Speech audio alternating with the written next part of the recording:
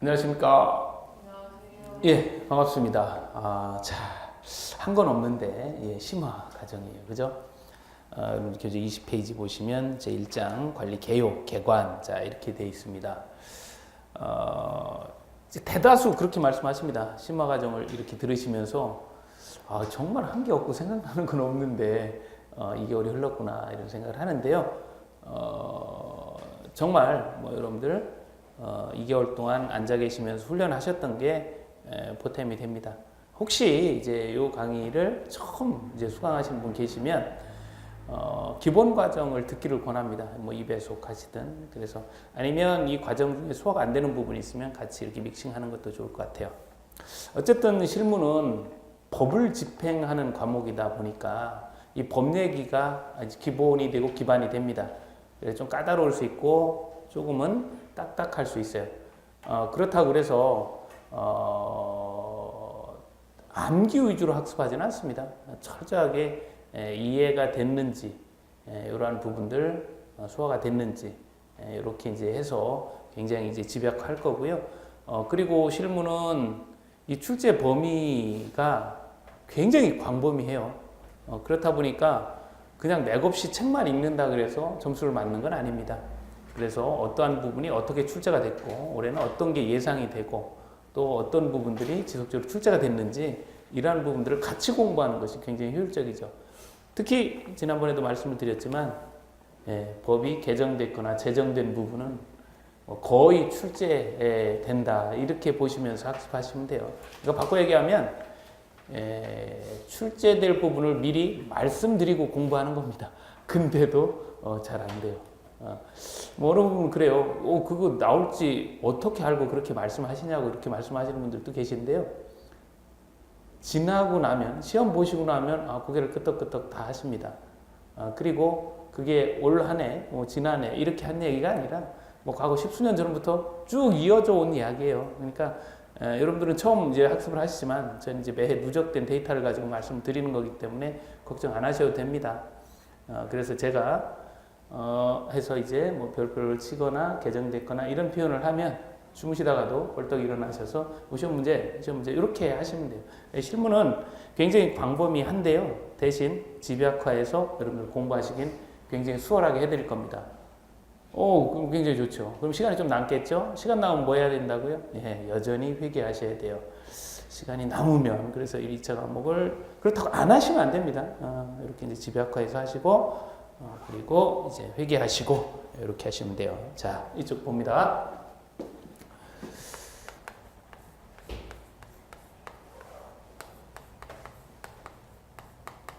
개요, 개관. 이제 뭔 얘기냐면 우리가 공동주택 관리 실무를 하기 위해서 필요한 것 세 가지를 여기서 얘기를 하죠. 이 장에서 이야기하는 것 세 가지가 있습니다. 자, 첫 번째. 우리가 무엇을 관리할 것인지에 대한 이야기를 합니다. 무엇을 관리합니까? 그렇죠. 주택을 관리합니다. 주택에 대한 이야기를 해요. 그래서 주택과 관련된 법령, 종류 다 알아봅니다. 정말 싸그리 다 알아봐요. 주택이라고 쓰여 있는 것들은 다 알아봅니다. 자, 그리고 이 주택을 어떻게 관리할 건지 고민을 하죠. 어떻게 관리할 것인지. 그죠? 관리를 어떻게 할 것인지 이 고민을 합니다. 자, 그리고 세 번째는 누가 할 것인지에 대한 공부를 하죠. 누가 할 것인지. 누가 관리를 할 것인지에 대한 이야기예요. 그래서 공교롭게 주택관리사가 됐어요. 1장에서 이 얘기를 합니다. 자, 무엇을 관리할 것이냐 이제 특정을 지켜지는데요. 우리 이제 주택과 관련된 법령은 건축물이기 때문에 건축법에 나와 있겠죠. 그래서 건축법에서 이야기하는 주택 정의할 수 있어야 되고요. 또 주택이기 때문에 주택법에서 이야기하는 주택 이것도 정의를 내릴 수가 있어야 돼요. 그리고 이제 올해부터 새로 만들어진 법령이 있어요. 공동주택 관리법에서는 주택을 어떻게 표현하는지도 정리할 수 있어야 됩니다. 처음에 이제 그 법적 사고가 조금 덜 되셔서 고민하는 것 중에 하나가 이런 거예요. 공동주택은 뭐가 있지요? 이렇게 여쭤봅니다. 제가. 공동주택은 뭐가 있지요? 그럼 뭐 아파트, 연립주택 뭐 이런 거 있다 이제 이야기를 하잖아요. 그래서 이제 건축법 공부하신 분은 이제 아연다기가 있다. 뭐 주택법은 아연다만 이야기한다. 뭐 이런 거잖아요. 그래서 그 이야기를 하면서 기숙사는 그럼 공동주택이에요? 준주택이에요? 이렇게 여쭤보면 기숙사는 뭐예요? 기숙사. 예, 건축법상은 공동주택이고 주택법상은 준주택이고 그렇죠. 이렇게 이제 주택 이야기를 하면서 이 주택은 무조건 공동주택이고 이 주택은 무조건 뭐 이거 이게 아니에요. 어떤 법령에서 약속을 하는 거예요. 요거. 그러니까 모든 관점을 무조건 그냥 알고 있는 지식을 그냥 평면적으로 흑백으로 야 이건 공동주택이야. 아 이건 다 이렇게 해석하시면 안 됩니다. 이렇게 해석하시면 안 되고 응용을 하실 수 있어야 돼요. 그래서 항상 무슨 법에서 해석을 이렇게 하셔야 돼요. 이런 게 이제 훨씬 더 중요합니다. 공부하시면서. 그러니까 단순하게 외우는 게 아니고, 예. 자, 그 다음에 이제 관리와 관련된. 그래서 이제 주택을 다 배워요. 건축법령상 주택은 단독주택 4가지 하고,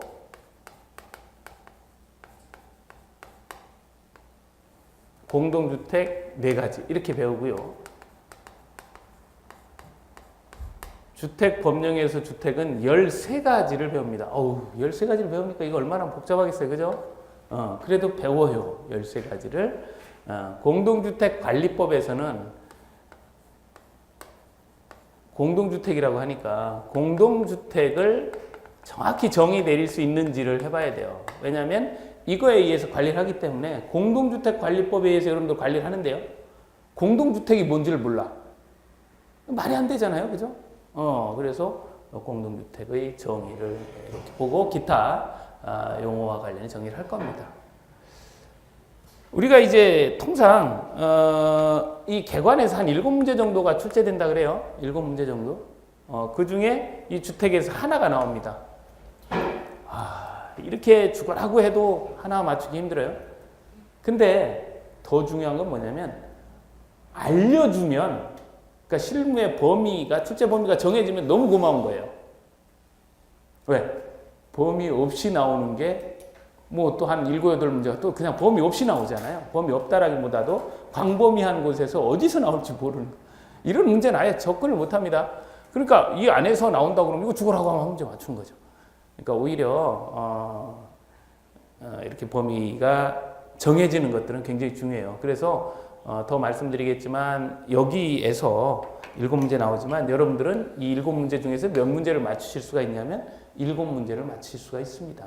실제로 시험 보신 분도 거의 다 맞춰요. 여기는. 지금에 보셨을 때 이 양이 많고 할 게 많은 것 같이 보이지만 정해진 양을 계속 반복하시다 보면 없어요. 할 게. 그래서 맞춥니다. 거의 맞추는데 그냥 배우지 않고 몰랐던 얘기가 나오면 그건 어렵겠죠. 그죠? 이제 그런 건 또 과감히 틀려주는 센스도 좀 필요합니다. 어쨌든 우리 상대평가가 아니니까 60점 넘으면 되잖아요. 그죠? 법규 때문에 65점 넘으면 되잖아요. 그죠? 예. 자, 관리와 관련된 이야기를 좀 해볼까요? 예. 자, 관리와 관련된 이야기는 이제 뭘 배우냐면 관리 방법이라는 걸 배워요. 어떻게 관리할 것이냐 이제 그 얘기잖아요. 무엇을 어떻게 누가 해요? 누가 무엇을 어떻게 관리할 거냐 그 얘기를 하는 거니까 관리 방법 이야기를 합니다. 관리 방법 잘 알고 있어요. 초기에 사업 주체가 관리하고 이것을 위탁 관리나 자치 관리로 전환시키잖아요. 그죠? 이렇게. 이렇게. 그래서 이건 이제 그림을 그렸던 거 기억납니까? 그죠? 이 입주 예정자 과반수 입주하게 되면 사업자 입주자 등에게 통지를 하고 입주자 대표를 구성을 하고 자치 위탁 결정을 해서 시장에 신고하고 사업자 통보하면 그 통보 받아서 인수인계하고 뭐 이런 과정을 진행을 하는 거죠. 자, 그리고 관리 방법별 특징을 알아야 돼요. 이때는 어떤 특징이 있고 이때는 어떤 특징이 있고 어떤 특징이 있느냐. 기억나요? 사업처 관리비 예치금을 징수할 수 있다 뭐 이런 거 있었잖아요. 그죠? 이런 이야기들을 이제 특징으로 정리할 수 있어야 돼. 자, 이 관리 방법, 전환, 특징 이렇게 보시고 이것과는 좀 다른 이야기인데요. 이것과는 좀 다른 이야기인데 뭐 공동 관리, 구분 관리 뭐 이런 이야기도 있고요. 또 올해 시험에 지난해죠 나왔던 혼합주택 단지 관리 이런 것들에 대한 이야기를 하는데 이건 이렇게 끊고 갑니다. 이렇게 그때도 요거를 이제 틀어서 이렇게 정리를 했죠. 그래서 지금 여기에 나오는 문제도 두 문제 정도가 출제가 돼요. 두 문제 정도.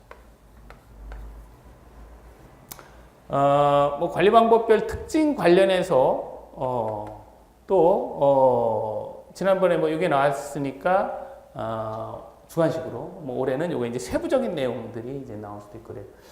제가 말씀드리는 것처럼 제가 이렇게 전체적인 말씀을 먼저 드리는 이유가 두 가지입니다. 이런 내용이 여러분들 공부해야 될 내용이고 궁극적으로는 여러분들이 이렇게 정리를 할 수 있어야 된다라는 거예요. 궁극적으로는. 그리고 또 하나는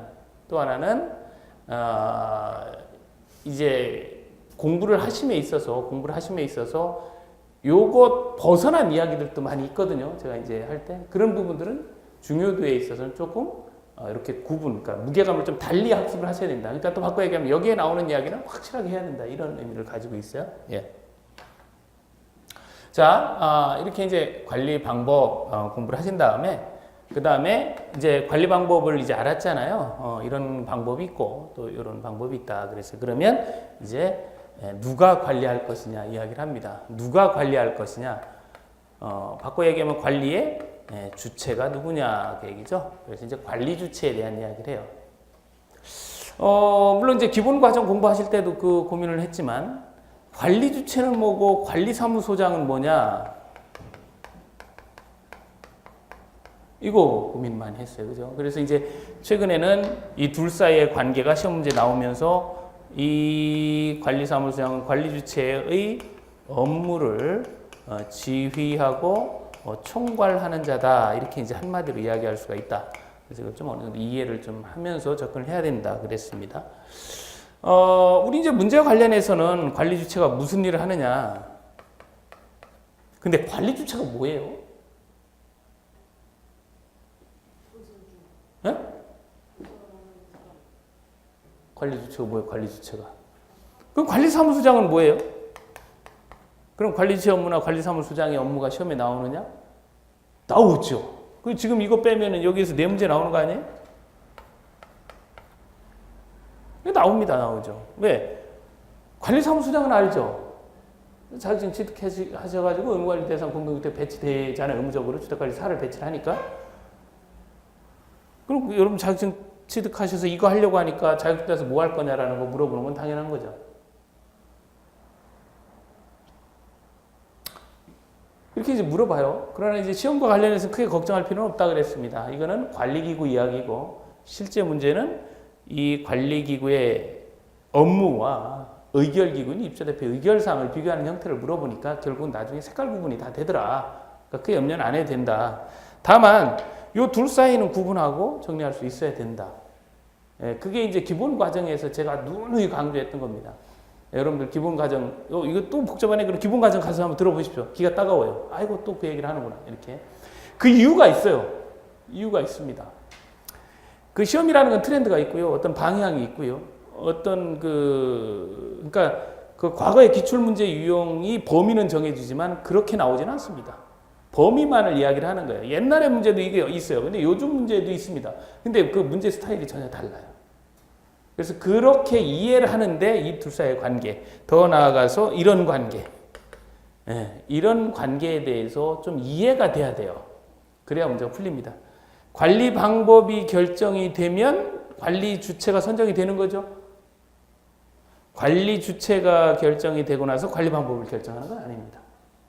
이런 관계에 있어요. 그죠? 관리 방법은 이런 게 있고 사업 주체 관리하는 경우에 관리 주체.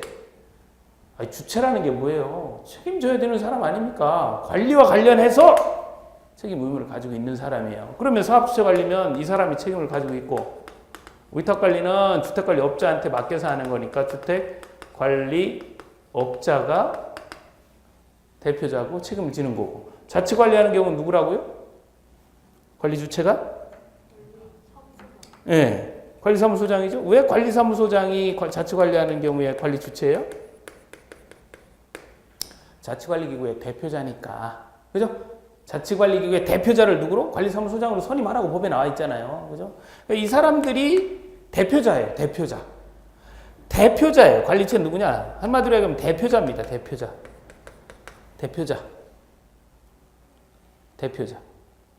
그래서 어떤 방법이냐에 따라 대표자가 어때요? 다르죠? 화살표가 이렇게 됐지, 이렇게 된 거 아니잖아요. 그러니까 관리 방법이 정해지면 관리주체, 관리 방법별 관리주체가 이렇게 정해지는 거죠. 그러면 이 대표자들이 여기저기 다 일을 못하니까, 주택관리업자가 여기 뭐 10개, 20개 단지 다 못하니까 현장마다 누굴 두는 거예요? 관리사무소장을 두고 관리사무소장이 일을 하려면 이 업무를 지휘하고 총괄할 수 있게끔 법 권한을 줘야 되는 거죠. 이렇게 이제 해석이 되는 겁니다.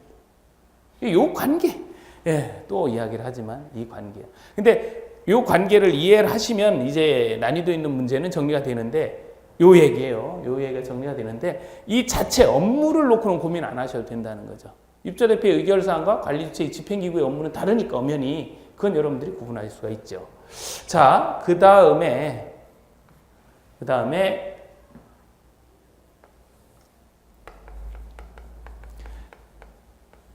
의무관리대상이라는 게 있어요. 그죠? 의무관리대상. 우리가 이제 300세대 이상 또 150세대 이상으로서 승강기, 중앙집중 뭐 이렇게 한 경우에는 의무관리대상이라고 그러고 의무관리대상의 관리사무소장은 누구예요? 주택관리사를 둬야 됩니다. 그죠? 물론 이제 500세대 미만의 경우는 보가 사에 가름해서 요 배치 신고를 하게 되는데 자 어쨌든 주택관리사가 이제 필요한 거죠. 그죠? 관리사무소장님 하시려면. 그러니까 이제 자격증 공부하고 하는 거죠. 물론 이제 주택관리사만 가지고 뭐 결격사유라든지 또 주택관리사가 보가사가 되려면 경력이라든지 그죠? 예. 또 뭐 행정처분이라든지 뭐 자격 취소 정지 네, 이러한 부분들을 이제 여기서 이제 공부를 해야 되고요. 관리사무소장님은 실제 현장에서 지휘 총괄하면서 일을 하시는 분이니까 배치 신고도 해야 되고 일을 잘못하면 손해배상도 해야 되고 그렇죠. 이런 규정들을 이제 다루고 있는 겁니다. 자 그리고 이제 전반적으로 이제 다 이제 정리를 하면서 일을 잘못하면 이제 이게 이제 처해지잖아요. 그래서 이제 포괄적으로 이제 요걸 이제 마무리 이제 정리를 하시면 되고요. 그래서 이제 문제는 통상 보면 하나 이 정도로 이렇게 나와요. 그래서 이제 전체 큰 그림은 예, 이렇게 그려집니다. 사실 일장 내용 보면 굉장히 양이 많아요. 양이 많습니다. 근데 일단은 놓치지 마셔야 될 게 이거라는 거예요. 놓치지 마셔야 될 게.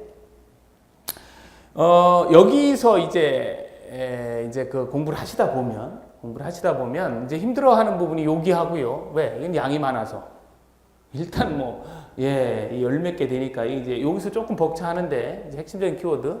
특히 이 심화 과정에서는 놓치지 마셔야 될 거를 꼭 정리를 합니다. 그게 뭐냐면 개정된 거. 이해를 반드시 바탕으로 해야 되는 거. 암기는 잘 얘기를 안 해요. 왜냐하면 그건 오며 가며 문제 풀다 모의고사 보고 틀리고 뭐 이렇게 하다 보면 나중에 정리가 되는데 법령이 개정된 거라든지 이해를 바탕으로 해야 되는 것들은 반드시 이 과정에서 소화를 하셔야 됩니다. 힘들고 어렵더라도 이해 잘 안 된다 그래서 그냥 암기하시면 안 돼요.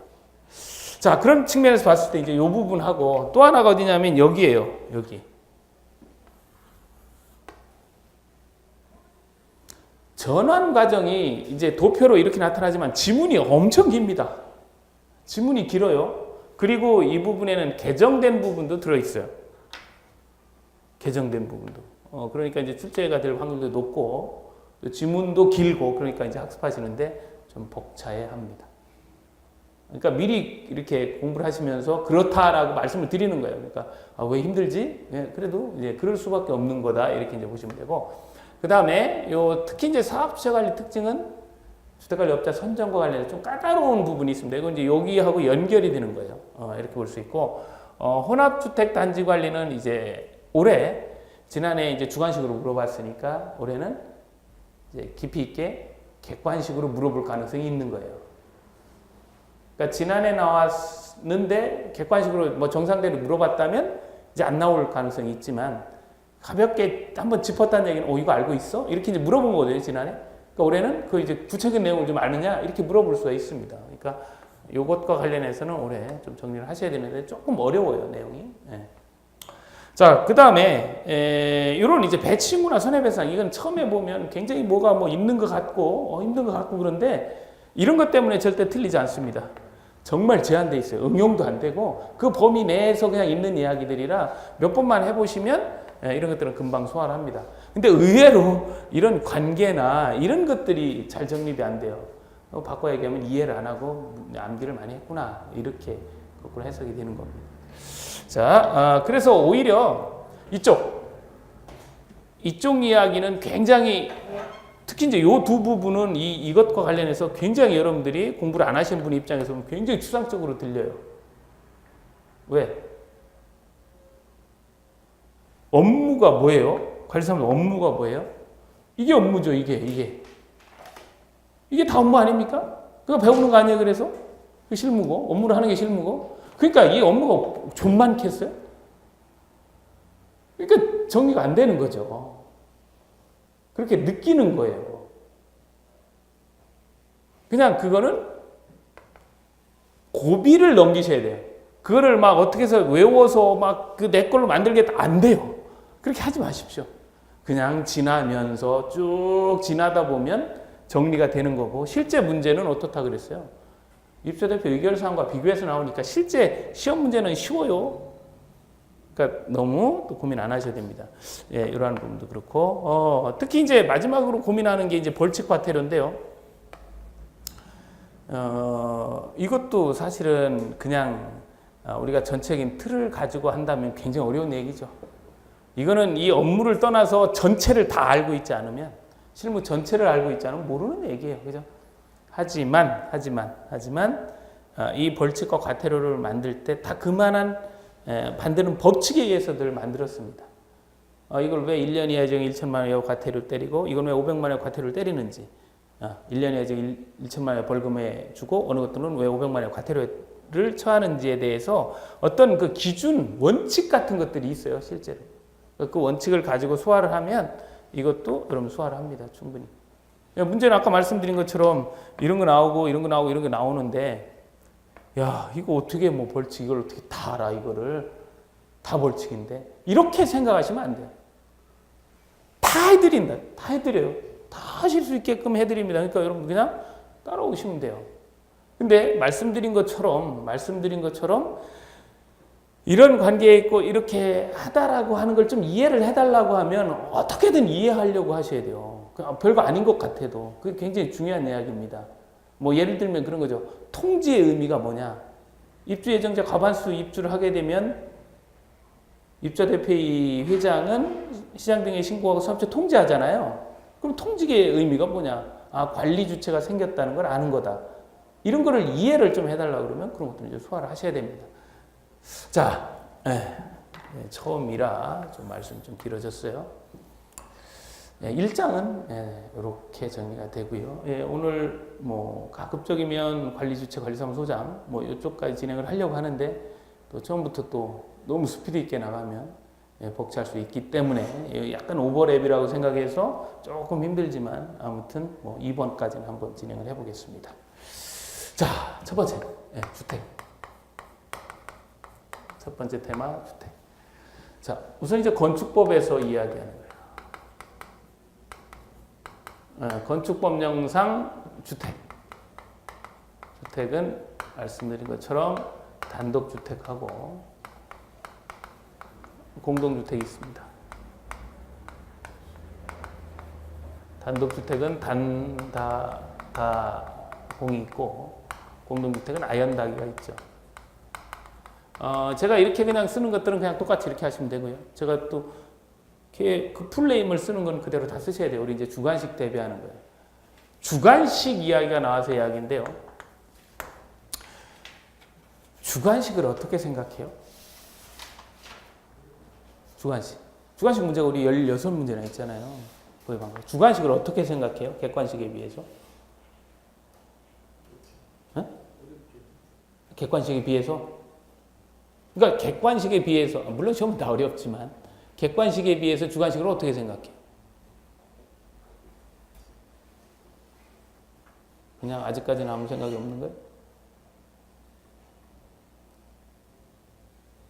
지금 그러니까 그러니까 그 기초 기본을 충실히 이행하시는 분은 주관식만큼 고마운 게 없어요. 나중에 보십시오. 주관식에서 점수를 다 받습니다. 주관식이 힘들다라고 하는 분은 그냥 던져놓고 있다가 7, 8월에 1차 합격하고 처음으로 이걸 접하시는 분은 주관식이 굉장히 고비가 돼요. 왜 그러냐? 여러분들은 여유가 있어요. 머리에 남는 건 없지만 왜? 한번 들었던 거니까 여유가 있습니다. 그게 마음의 여유가 굉장히 중요해요. 근데 처음 하시는 분은 따라잡아야지. 열심히 해야지. 그렇다 보니까 숲을 못 보고 이제 나무만 보는 거예요. 그리고 막 암기 위주로 막 하려고 그래요. 이해 안 하고. 이렇다 보니까 굉장히 이제 막 자기들끼리 머릿속에서 막 엉키는 경우가 굉장히 많습니다. 그래서 주관식은 이제 지속적으로 오히려 이렇게 쭉 공부를 이렇게 해오셨던 그런 측면에서 보면 훨씬 유리하다. 그래서 이제 저도 이제 할 때 이렇게 풀네임을 쓰는 것들은 주관식 문제로 나올 수 있어요. 그래서 이제 용어 같은 것들이 많이 나오죠. 자, 어쨌든 이렇게 이제 기본 과정에서 정리를 했습니다. 이 이야기는 여러분들 20페이지, 21페이지에 나오는 이야기예요. 그래서 건축 물이기 때문에 외형 몇 층짜리냐, 면적이 어떻게 되느냐, 뭐 이런 것들을 가지고 이렇게 이제 주택을 구분한다라는 겁니다. 그럼 거기 나와 있는 것처럼 뭐 가령 뭐 연립주택 뭐 21페이지에 보시면 네 번째 위에 네 번째 줄 한개동 바닥 면적 합계가 660제곱미터를 초과하고 층수가 4계층 이하이다 이렇게 나오잖아요. 그럼 그거를 여러분들은 공부를 제가 하십시오 마십시오를 떠나서 하게 돼 있어요. 제가 말씀을 안 드려도 왜? 모의고사에서 그런 게 나오고 문제에서 그런 게 나와요. 그러면 공부를 할 수밖에 없어요. 근데 그거를 막 외운다 이런 개념이 아니에요. 문제를 풀다 보면 다 정리가 돼요. 그만큼 뭐 이거 하나를 걸고 목숨 걸 그럴 게 아닙니다. 자, 문제는 뭐냐? 이제 심화 과정은 지금부터 이제 하는 이런 걸 놓치면 안 돼요. 이 건축법령상의 주택 이렇게 놓고 올해 여기에서 여러분들이 놓치지 마셔야 될 게 있다는 거죠. 놓치지 마셔야 될 게. 대표적인 건 법규 개정입니다. 올해만 쓰이는 거. 그러니까 지난해까지와 다른 것. 그게 문제이기 때문에. 제가 그 얘기는 했죠. 그거 뭐 장담할 수 있어요? 예. 이렇게 하면 좀 심한가요? 쭉 그래 왔다 그랬잖아요. 그러니까 그걸 놓치시면 안 돼요. 물론 이런 것들도 기본적으로 하되 그냥 문제 풀고 그렇구나 이 정도만 하셔도 충분해요. 근데 이거는 확실히 잡아놔야 돼요. 확실히. 자, 첫 번째는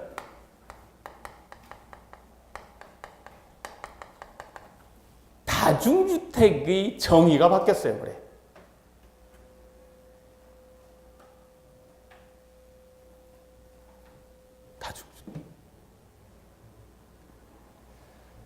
어떻게 바뀌었냐면 뭐 이건 한번 볼게요. 이렇게 바뀌었습니다.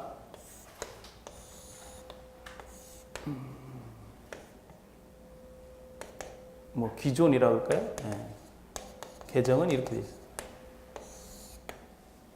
이제 이 규모를 이야기할 때 이게 몇 층짜리냐, 면적이 어떻게 되느냐 이런 얘기를 했잖아요. 기존에는 3층 이하 이렇게 돼 있고요. 그리고 제가 화살표 이렇게 하는 거 있죠? 좀 이렇게 걸러서 이하를 이렇게 합니다. 근데 미만이나 초과는 꼭 글씨를 써요. 그건 다른 개념이니까. 이렇게 됐거나 화살표 올렸거나 그럼 이상 이하다 이렇게 보시면 돼요. 연면적 330제곱미터 이하 이렇게 돼 있었어요. 기존 이야기입니다. 근데 지금 책은 어떻게 돼 있어요? 지금은 다중주택 지금 몇 층짜리 이렇게 돼 있어요? 예? 예. 주택으로 쓰이는 게 몇 개층이요? 예, 3개층이야. 그러니까 어쨌든 3층이 아니고 3개층 이렇게 바뀌었다는 거예요. 뭔가 이게 지금 변화가 있다는 거죠. 자, 면적은 주택으로 쓰이는 한 개동 바닥 면적의 합계라고 하면서 330제곱미터 이하 이렇게 바뀌었어요. 그러니까 숫자는 바뀐 거 없습니다. 그러니까 이 내용이 바뀐 거예요. 엄청 바뀐 겁니다, 이게. 그러니까 숫자가 바뀐 게 아니에요. 숫자는 아무 의미가 없어요. 숫자를 외우려고 하지 마십시오. 숫자가 바뀌면 금방 알아요. 근데 이 숫자가 아니고 다른 내용이 바뀐 건 잘 몰라요. 왜? 눈이 숫자로만 가거든요. 그래서 이제 이 내용을 지금 이제 설명을 하면 간단한 얘기예요. 기존에는 1층, 2층, 3층 무조건 이렇게 생겼어요. 다중주택. 기존에는. 근데 지금은 이렇게 생긴 것도 있다는 거죠. 이렇게 생긴 것도. 이렇게. 주택으로 쓰이는 게 이렇게 되고 이거는 주차장으로 쓰거든요. 이럴 수 있죠? 이것도 이제는 예전에는 이런 것만 다중주택이라고 했는데 지금은 이것도 다중주택으로 보겠다라는 표현을 이렇게 한 겁니다. 예전에는 그냥 관계없이 뭘로 쓰든지 관계없이 이렇게 했으니까 그냥 바닥면적 합계가 연면적이잖아요. 뭐로 쓰든 이걸 주택으로 쓰든 상가로 쓰든 뭐 주차장으로 쓰든 관계없이 그러니까 그냥 연면적 이렇게 표현했고 지금은 주택으로 쓰는 것만 합쳐야 되죠. 주택으로 쓰는 것만 합쳐야죠. 요것만. 이걸 합치면 안 되죠. 그러니까 이렇게 써야지. 연면적이라고 하면 안 되죠. 그럼 얘도 들어가니까. 그죠? 여기 바닥. 그래서 이제 요게 이제 이렇게 연동이 된 겁니다.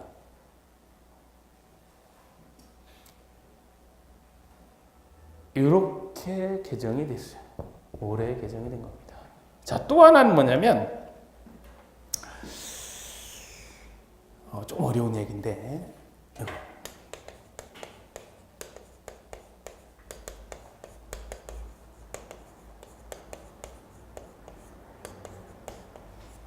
요거예요.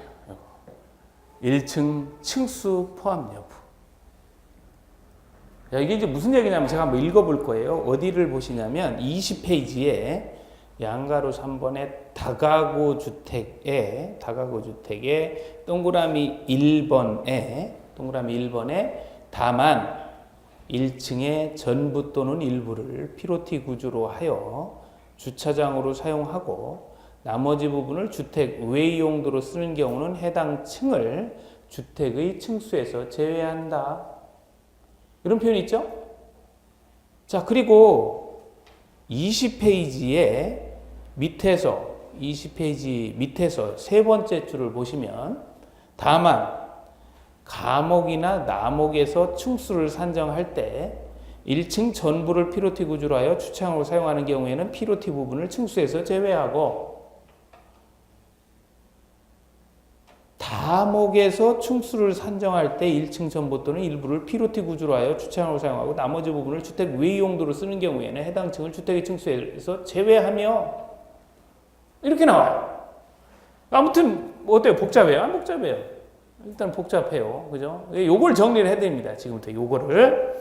요 얘기가 무슨 얘기냐면 이런 이야기예요.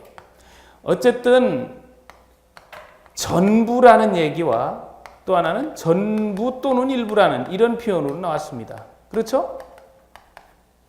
그러니까 1층을 피로티 구조로 해서 전부 주차장으로 쓰는 경우하고 전부 또는 일부를 주차장으로 쓰는 경우 이렇게 지금 두 가지 경우예요. 그죠?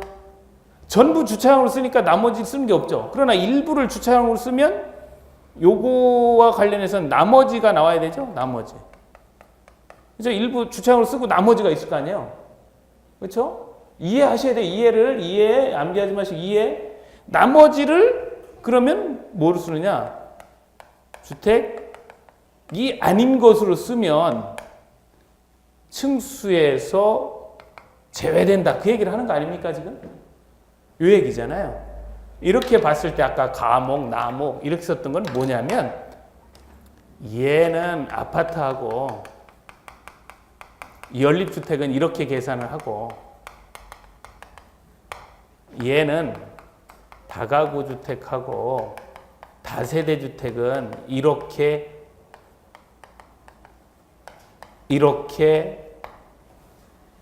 계산을 하라는 거예요. 그러니까 지금 이제 이런 이야기예요. 이걸 주차장으로 다 쓰는데 애매하게 이렇게는 주차장으로 쓰는데 여기는 뭐 예를 들면 경비실로 쓴다든지 뭐 요만큼은 경비실로 쓰고 요거는 또 주택으로 쓴다든지 뭐 이렇게 이럴 수가 있다는 거예요. 그렇잖아요. 지금 1층을. 그럴 때 여기 층수에 산입할 거냐 안 할 거냐의 문제는 요 아파트와 연립주택은 이런 경우에 쓰지 말아라. 층으로. 다세대 주택과 다가구 주택은 이렇게 된 경우에는 층수에 산입하지 말라는 겁니다. 그럼 이것 이해의 경우는 층수에 산입하라는 얘기예요. 어디가 바뀌었느냐? 지난해에 비해서 어디가 바뀌었냐면 이것도 항상 말씀드리지만 법이 바뀐 부분이 왜 시험 문제가 되냐면 실무 문제는 중요해서 나오는 게 아니에요. 그죠? 어려워서 나오는 게 아니에요. 실무는 뭐가 문제냐? 시험 문제는 법이 바뀌면 그게 문제예요. 왜? 교수님이 지난해하고 똑같은 문제는 안 내요. 먼저 출제하신 분하고 똑같은 문제는 아이 교수님이 출제위원 자존심이 있지. 그 문제를 똑같이 내겠어요? 잘 안 내죠. 근데 개정된 거는 지금까지 나왔어요? 안 나왔어요? 그 문제 낸 사람이 없죠. 그러니까 아주 부담 없이 내는 거예요. 아주 부담 없이. 그래서 개정된 게 굉장히 잘 나오는 겁니다. 어디가 바뀌었냐? 여기가 바뀌었어요. 여기가. 지난해까지는 이게 2분의 1 이상 이랬어요. 지금은 일부 이런 표현을 가지고 있어요. 일부.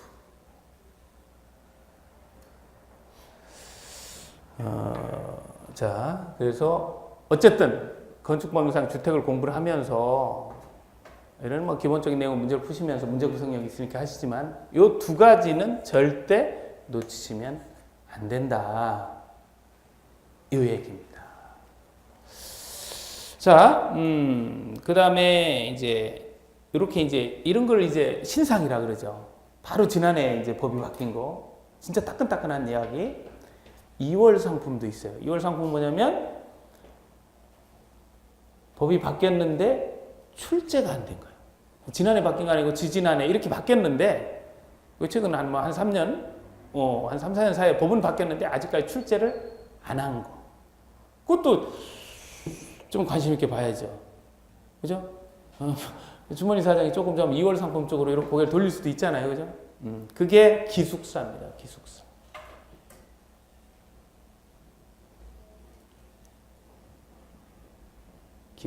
기숙사 어디가 바뀌었냐? 예전에는 여러분 21페이지 양가로 4번이에요. 21페이지 양가로 4번. 21페이지 양가로 4번. 기숙사가 예전에는 뭐였냐면 기숙사 그럼 무조건 공동치사였어요. 예전에. 근데 지금은 공동치사가 50% 이상이잖아요. 바꿔서 50%는 개별치사도 할 수 있다는 거 아니에요. 그죠? 그걸 그대로 해석하면 기숙사에 딱 갔는데 거기에 취사할 수 있는 시설이 있다는 거예요? 없다는 거예요? 있을 수 있다는 거죠, 이제는. 그러니까 라면 끓여 먹고, 라면 먹고 갈래? 그럼 공동치사 안 하고 직접 기숙사에 가서도 끓여 먹을 수 있다는 거죠. 이렇게 바뀌었어요. 예전에는 모두 공동치사에서 지금은 50% 이상만 공동치사하면 기숙사입니다. 네, 뭐 갑자기 뚜렷하게 쳐다보시는데 뭐 있어요? 네.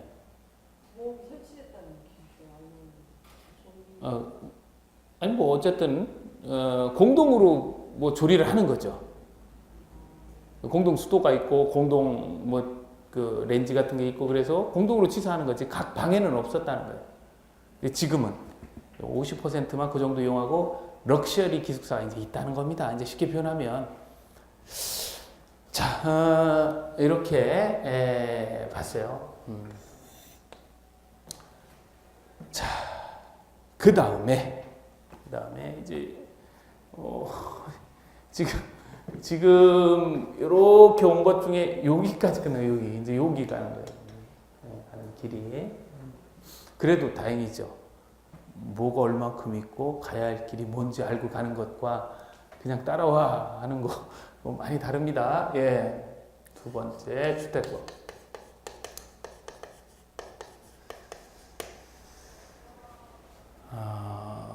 우선 여기서 주택법 이야기 본격적으로 하기 전에 이 주택법과 이 공동주택관리법 이야기를 좀 할게요. 올해는 이제 공동주택관리법이 야심차게 출발했어요.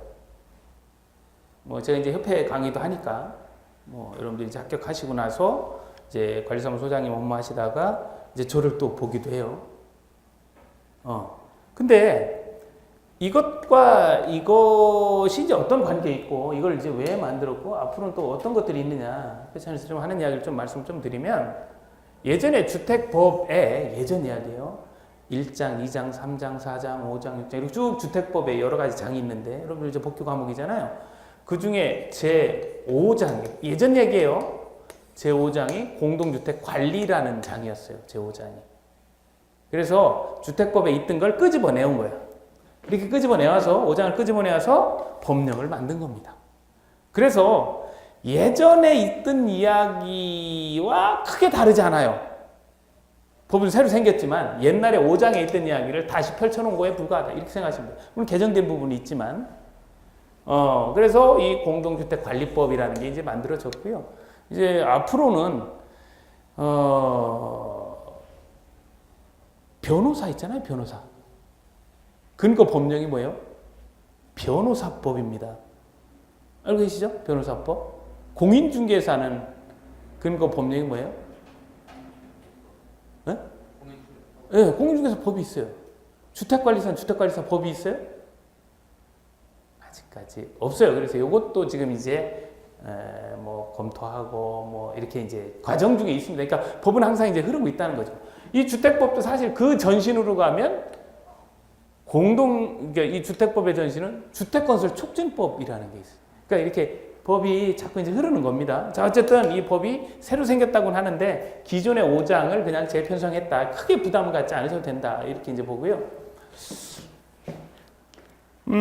자, 우선 이제 건축물인 주택 관점에서 보면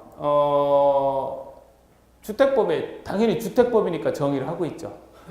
그래서 주택법에서 주택을 13가지 이야기를 하니까 이거 힘들어요. 자, 여기에는 개정된 부분도 들어 있습니다. 늘 말씀드리지만 개정된 부분 좀 신경 써서 들어야 되겠죠? 어쨌든 주택법에 의한 주택은 주택이라는 게 있고 공동주택이라는 게 있고 단독주택이라는 게 있어요. 준주택이라는 것도 있습니다.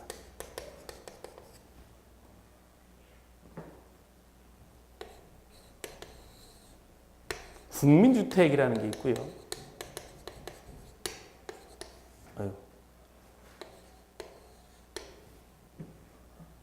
민영주택이라는 게 있어요. 임대주택이라는 게 있고요. 토지 임대부 분양주택이라는 것도 있습니다.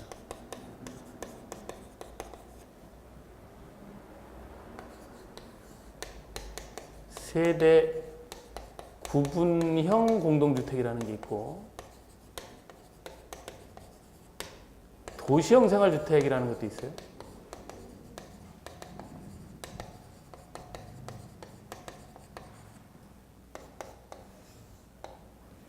에너지 전략형 친환경 주택이라는 것도 있습니다.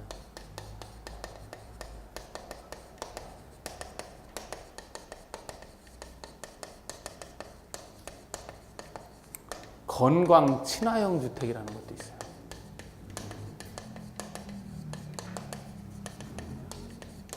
그리고 마지막으로 장수명 주택이라는 게 있어요.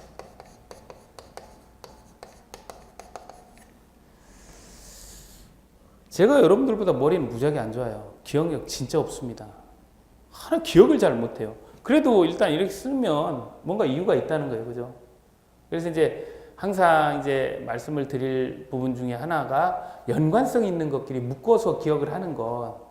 좀 이게 좀 필요하다 그랬어요. 이게 이제 요렇게 연관성이 있고, 요렇게 연관성이 있고, 요렇게 연관성이 있습니다. 자, 우선, 주택이 뭐예요?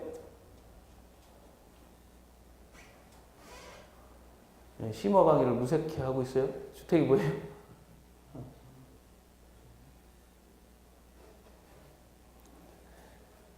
기본 강의를 들어보십시오. 그러면 야 그렇게 참 이야기를 했구나라는 걸 알아요. 예. 사람 사는 곳이요 장기간 이런 얘기는 누구나 다 아는 얘기. 이런 이야기들은 시험 문제에 나와도 사람이 안 사는 곳이요 단기간 사는 곳이요 이러면 다 알잖아요. 이런 것들은 고민할 가치가 없는 거라니까. 그걸 왜 거기에 해요? 문제를 구성했을 때 틀릴 수 있는 것, 핵심 이런 걸 찾아서 훈련하는 거죠. 여러분들 전문가가 되고 이제 어차피 줄 세우기 하는데 그래도 좀 차별화해야 될 거 아닙니까? 세 가지죠. 세 가지 요건을 찾아내는 것. 그게 뭐냐면 이거였어요. 건축물의 전부 또는 건축물의 일부와 뭐와의 결합이에요?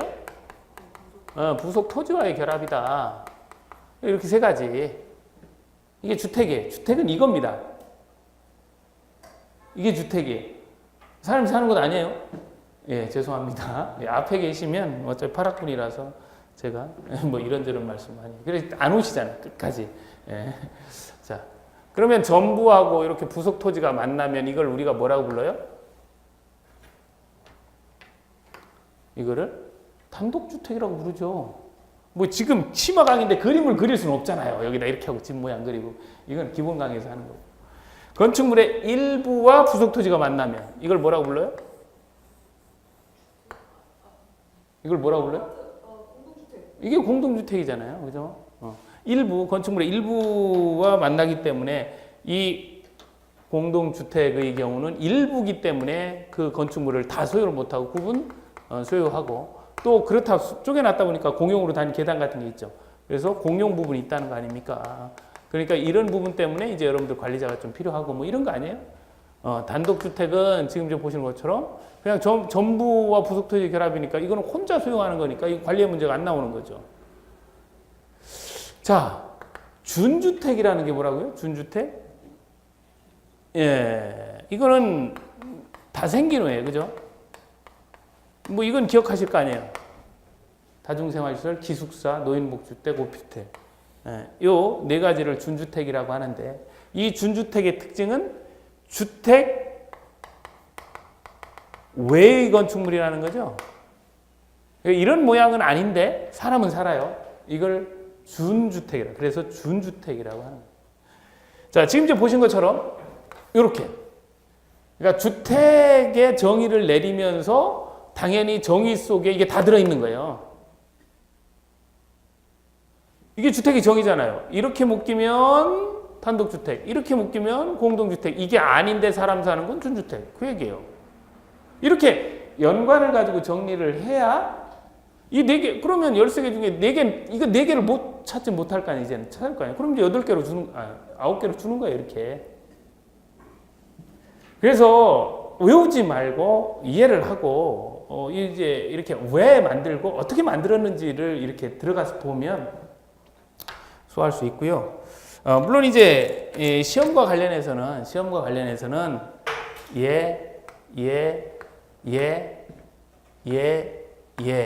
이런 이야기들을 좀 주의 있게 봐야 돼요. 시험과 관련해서는. 그러나 주택법령상 주택법령상 주택의 종류 13가지 공부하는데 주택이 뭔지 모른다? 그거는 뭐라 그래. 시험 문제를 떠나서 출전권을 참 받기가 좀 쑥스러운 거 아닙니까? 수험표를 받기가. 그죠? 예. 그래도 받을 거예요? 자, 국민주택이라고 하는 거는 일단은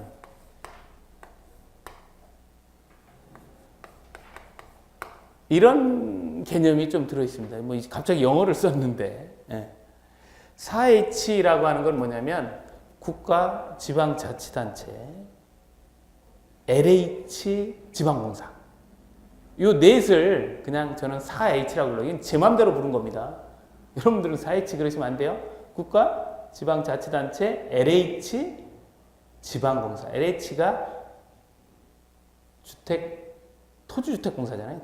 토지주택공사. 그 넷을 그냥 이렇게 부르는 거예요. 거기서 국민주택 규모로 지은 거.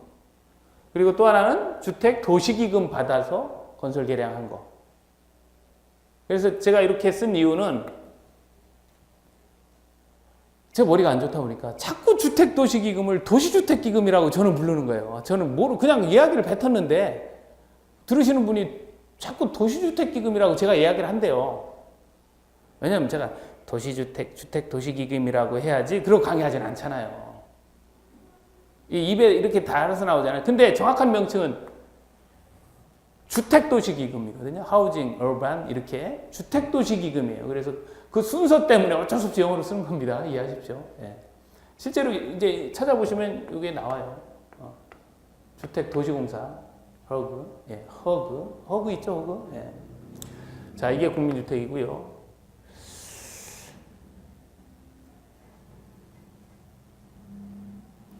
민영주택은 뭐냐면 이게 왜 이게 이제 개념이 바뀌었어요. 옛날하고 조금 옛날 개념이 아니에요. 옛날 개념이 아니어서 옛날에는 국민주택 등이라는 개념이 있었거든요. 그 개념을 빼내고 이렇게 분류를 다시 했기 때문에 늘 말씀드리잖아요. 이게 중요해서 시험에 나오는 게 아니에요. 개정돼서 처음으로 있는 이야기니까 시험에 나오는 거예요. 그래서 이제 정리하시고 민영주택은 이게 민영주택이에요. 국민주택을 제외한 게 민영주택입니다.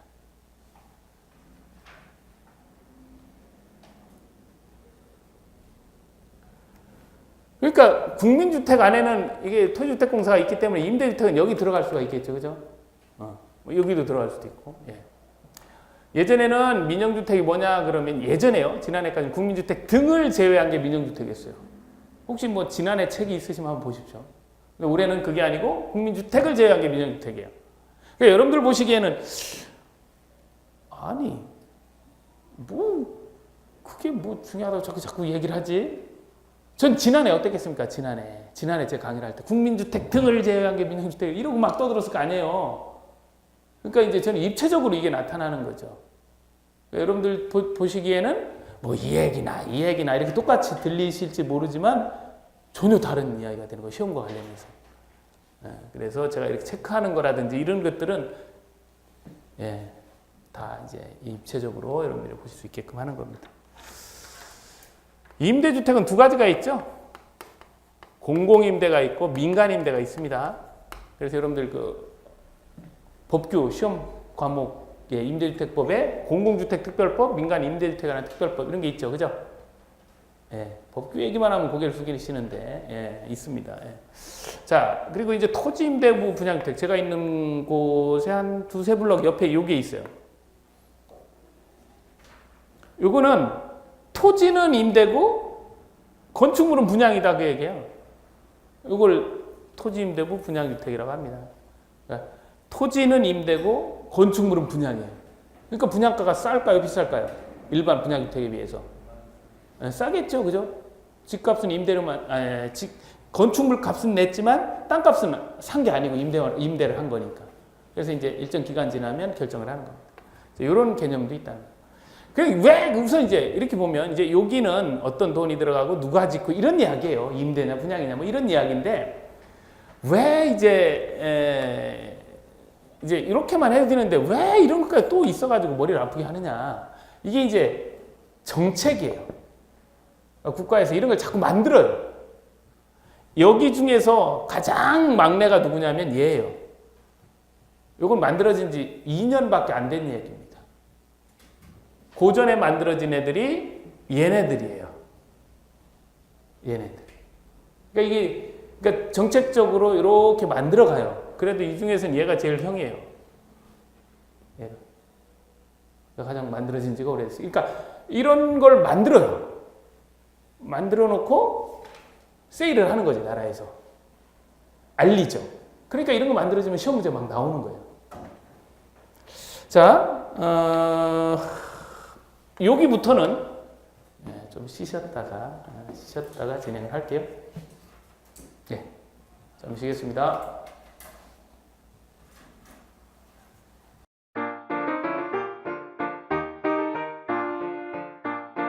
여러분 안녕하십니까? 주택관리사 회계원리 감독을 맡은 김영수입니다.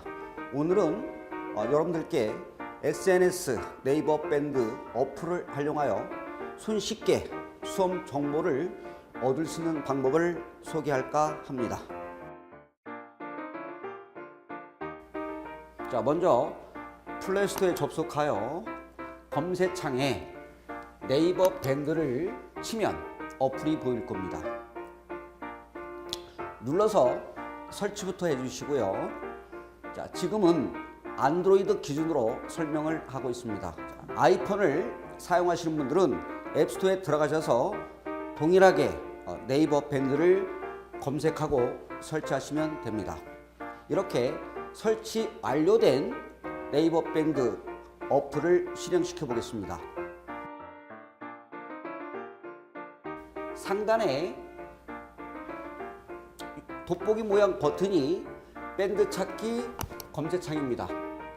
이곳에 주소모를 입력한 후에 검색 버튼을 누르시면 주소모 네이버 밴드 페이지가 보이실 겁니다.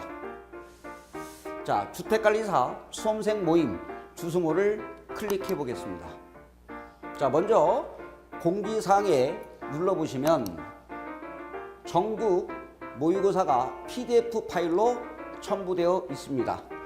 다운로드 아이콘 화살표를 눌러보시면 파일 열기 또는 이 휴대폰에 저장할 수 있습니다.